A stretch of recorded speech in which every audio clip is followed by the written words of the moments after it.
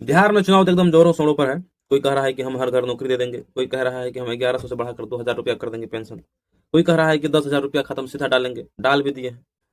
एक तरह से समझिए मतलब कि बिहार के जनता को सब नेता बुड़बक नहीं महा बुड़बक समझ रहे हैं। वहीं दूसरी तरफ जात पात और बिरादरी का बात ना ही करे तो वही बढ़िया है। लेकिन जो सोचने वाली बात है कि आखिर सरकार को पेंशन बढ़ाने वाली बात इलेक्शन के टाइम में ही याद क्यों आती है? इलेक्शन के टाइम में ही सरकार के मन में ये क्यों आता है कि सबको 10-10 हजार रुपया दे करके उसको उद्योगपति बना दिया जाए? और एक तो कह रहे हैं कि हम हर घर नौकरी दे देंगे। बताइए, जो कि संभव ही नहीं है, और संभव भी है तो ये गलत तरीका है। क्योंकि आप एक बात बताइए कि किसी के घर में 2 व्यक्ति है जो पूरा मूर्ख है, और किसी घर में 5 व्यक्ति है जो पांचों अच्छा खासा शिक्षित है, योग्य है, तो आप हर घर एक एक नौकरी दीजिएगा कि जो योग्य है उसको दीजिएगा? अगर इस तरीके से आपको कोई लॉलीपॉप दिखाकर आपसे वोट मांगने का प्रयास करे तो आप सीधा समझिएगा वो आपको बुड़बक नहीं महा बुड़बक समझता है। अब टोटली बिहार के जनता या फिर आपके ऊपर डिपेंड है कि आप इन सब चीजों को ध्यान में रखते हुए वोट करेंगे, या फिर अपने बच्चों के शिक्षा व्यवस्था, अपने देश के स्वास्थ्य व्यवस्था, भ्रष्टाचारी, इन सब चीजों को ध्यान में रखते हुए अपने नेता का चयन करेंगे। वैसे वो सब छोड़िए, हम आप लोगों से पूछना चाहते हैं कि आप लोगों के हिसाब से क्या उचित होना चाहिए, आप लोग कमेंट करके बताइए। क्योंकि नेता का भाषण तो दिन में 100 सुनते हैं। एक बार आप लोग भी अपना अपना राय कमेंट बॉक्स में जरूर डालें।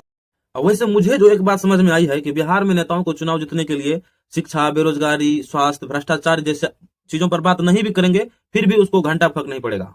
वैसे बिहार में चुनावी माहौल अलग तरीके से होता है। यहाँ पर हवा चलता है, लहर चलता है किसी का। यहाँ पर आपको किसी व्यक्ति विशेष पार्टी के कट्टर समर्थक मिलेंगे जिसको विकास से कोई मतलब नहीं है, बस उसका आदमी जीतना चाहिए। चाहता हूं कि बिहार के नेता और जनता का यह मानसिकता बदले, और मुझे पता है कि ये चीज इतना आसान नहीं है इस चीज को बदलना, क्योंकि हम भारत जैसे लोकतांत्रिक देश में रहते हैं जहां पर सबकी अपनी अपनी स्वतंत्रता है, सबका अपना अपना राय है। और अगर कोई चीज है जो इस मानसिकता को बदल सकता है तो वो सिर्फ एक चीज है, वो है शिक्षा। शिक्षा, हमेशा से कहा गया है कि शिक्षा उस शेरनी का दूध है जिसने पिया है वो हमेशा से दहाड़ा है। यहाँ दहाड़ने का मतलब ये है कि बिहार की ऐसी मानसिकता को बदला जा सकता है शिक्षा की वजह से।